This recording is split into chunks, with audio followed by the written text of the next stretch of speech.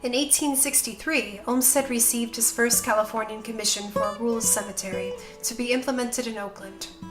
The steep and treeless site captured Olmsted's interest.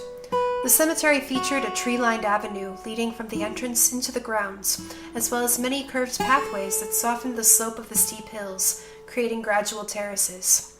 The stylistic similarities of Mountain View to both Mount Auburn and Spring Grove are striking.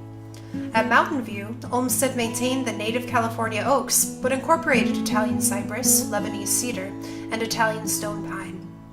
In Victorian symbolism, cypress was indicative of grief and death, whereas pine symbolized longevity, prosperity, and friendship in adversity, all suitable messages for a cemetery. Like the founders of Mount Auburn, Olmsted saw park and cemetery design as a way to advocate for moral and social reform, and believed democracy and societal reform could be achieved through the careful manipulation of the landscape. Having reasoned that this was true of parks and cemeteries, Olmsted turned his attention to an even grander goal, planning an entire community that would serve as a shining example of how humanity could not only occasionally visit a park, but truly live in harmony with nature without sacrificing modern convenience. In 1868, Olmsted and his partner Calvert Vaux were approached to design a suburban development in south of Chicago. This development became the village of Riverside, one of the first planned communities in the United States. Riverside featured many of the same elements of Olmsted's parks and cemeteries. Utilizing expansive parkways and curvilinear streets that wind through forested land, Riverside earned the moniker Village in the Forest. It was through Riverside that Olmsted began a professional relationship with William LeBaron Jenney, a contemporary architect best known as the father of the American skyscraper. Born in 1832 in Fairhaven, Massachusetts, Jenney was the son of an affluent whale ship owner. Jenney began his training in engineering at Harvard. However, Jenney was disappointed with Harvard and decided instead to pursue schooling in Paris, where he studied for 3 years under Louis-Charles Méry. Méry espoused a rationalism in design that necessitated function precede form.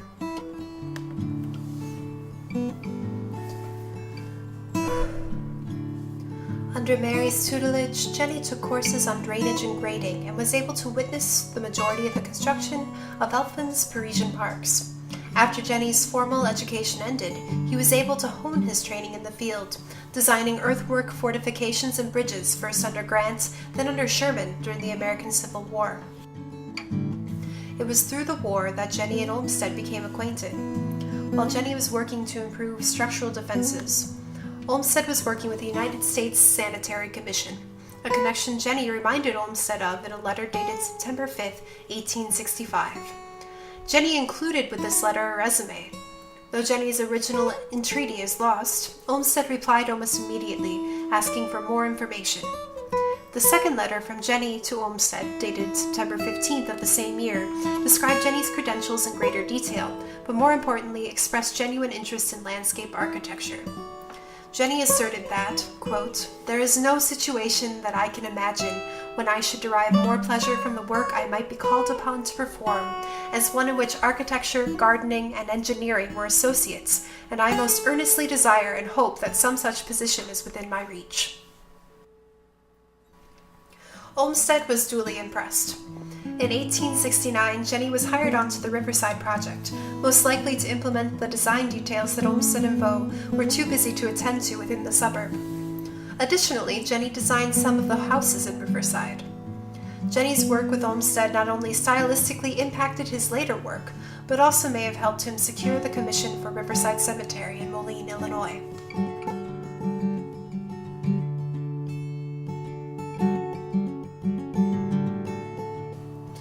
While Jenney was busy building his career, John Deere was building his family's name. As an industrial city, Moline, where Deere's company was situated, was not immune from the floundering economy, and the 1870s were a time of unrest within the labor sector.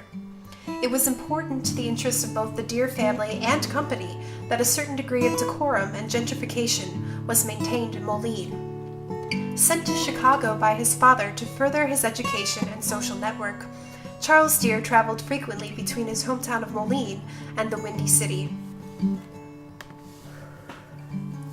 During his visits to Chicago, Deere encountered Jenny's house designs, either in print or in person. Charles Deere commissioned a house to be built in Moline, and the result was a Swiss villa-style dwelling, much like the house designs for Riverside, Illinois, that the family christened Overlook in recognition of the scenic hilltop location. Contemporary photos indicate a long, winding road that concluded in a circular drive.